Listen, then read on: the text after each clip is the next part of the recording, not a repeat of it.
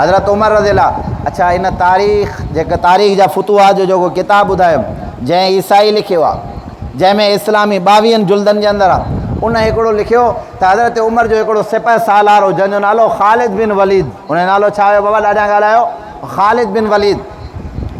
उनजो जंग जे लाइ कंहिं इलाइक़े में वञण जे लाइ हज़रत उमर सां उनखे नियापो मोकिलियो, फलाणी जॻह ते वञ, उते जिहाद जो ऐलान करे जंग शुरू कर। तोखे घणा माण्हू खपंदा? चइसि ओॾे माण्हू घणा आहिनि? चए 30,000 माण्हू। चए दुश्मन जो लश्कर 30,000 अची हा। चई पोइ हाणे तोखे केतिरा माण्हू खपनि था?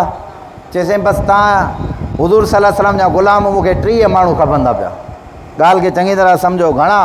30,000 माण्हू जे मुक़ाबले में हुज़ूर जा घणा ग़ुलाम खपंदा पिया? 30 ग़ुलाम फ़कंदा पिया।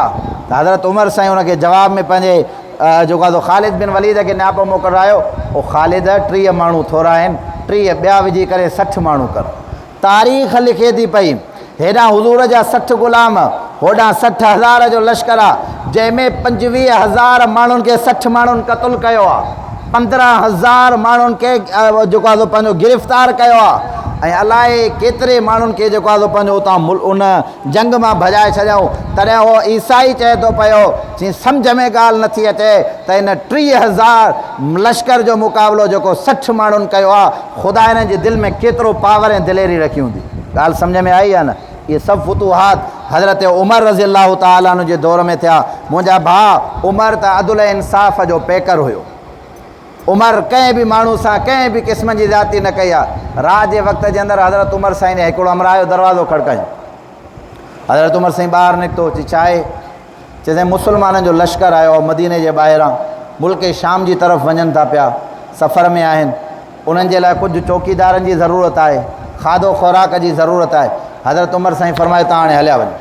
पाण लही आया, वुज़ू करे ॿाहिरि निकिता। पंहिंजो वज़ीर हज़रत उमर साईं जो जेको वज़ीर हो अब्दुर्रहमान बिन औफ़ रज़ियल्लाहु ताला अन्हु, वया हज़रत अब्दुर्रहमान बिन औफ़ जे दरवाज़े ते हज़रत अब्दुर्रहमान बिन औफ़ खे पाण सां गॾु खणनि था पिया। वया, उन्हनि चौकीदारनि खे बि वीचारनि खे ख़बर न आहे त छा आहे। जेके चौकी ॾियनि पिया उन्हनि खे चऊं था सुम्ही पओ, मदीने मां 9 चौकीदार आहिनि जेके तव्हांजी चौकी ॾींदा। वक़्त जो अमीरुल मोमिनीन पंहिंजी रैयत जी चौकीदारी ॾिए थो पियो। ॻाल्हि सम्झ में आई आहे? सुबुह जो जॾहिं फजर जी निमाज़ ते उथिया, हज़रत उमर साईं जॾहिं निमाज़ पढ़ी, जेके चौकी ॾियनि पिया उन्हनि खे ख़बर पई त हे अमीरुल मोमिनीन आहे। तॾहिं हज़रत उमर खां अची करे माफ़ी वठणु लॻो, साईं मूंखे ख़बर न हुई तव्हां अमीरुल मोमिनीन आहे। सोणे उमर जेके जुमिला फरमाया न, चई मां अमीरुल मोमिनीन बाद में आहियां, पहिरियों मां मुहम्मद मुस्तफ़ा सल्लल्लाहु अलैहि वसल्लम जे उम्मत जो ग़ुलाम आहियां, मां तव्हांजो ख़ादिम आहियां। अमीर हूंदो ई आहे जेको ख़ादिम हुजे। तॾहिं पाण फरमायूं तव्हांजे लश्कर खे कंहिं शइ जी ज़रूरत आहे त कंहिं माण्हू जो साईं फलाणी शइ जी ज़रूरत आहे, भाॼी सामान मदीने मां घुरायूं, हज़रत उमर पाण पचाइनि था पिया। जॾहिं भाॼी तक़सीम करण जो वारो थियो आहे, अमीरुल मोमिनीन पाण वेही करे तक़सीम कनि था पिया, त पोइ हिकिड़ो साहबी जेको खॿे हथ सां मानी खाए पियो। कहिड़े हथ सां मानी खाए पियो बाबा? ॾाढा ॻाल्हायो। खॿे हथ सां मानी खाए पियो। हज़रत उमर सिंह खे कावड़ ॾाढी जलाल। पोइ अलाह जा माना तोखे ख़बर न आहे हुज़ूर सल्लल्लाहु अलैहि वसल्लम जी सुन्नत आहे सॼे हथ सां मानी खाइणु, हे खॿे हथ सां मानी खाईंदो पियो।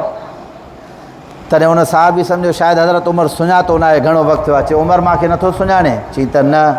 चई मां फलाणी जंग यरमूक जे अंदरि हे मुंहिंजो जेकी सॼी बांह आहे न, उते मुंहिंजी सॼी बांह जेका उहा तलवार जे अंदरि जेको आहे कटिजी वई, सॼो हथु मुंहिंजो आहे ई न, मां मजबूरनि खां वांदो।